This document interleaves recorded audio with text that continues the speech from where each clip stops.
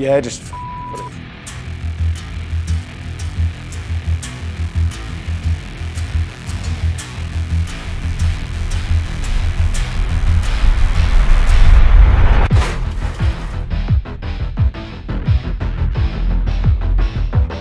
Club Enduro, we've won it for the past few seasons, so we had high confidence that the car and we were capable as a team of winning.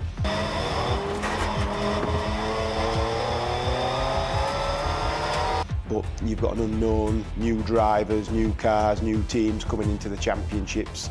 So the idea is just to do as good a job as possible, concentrate on ourselves. Yeah, confidence was high, but also apprehensive about what to expect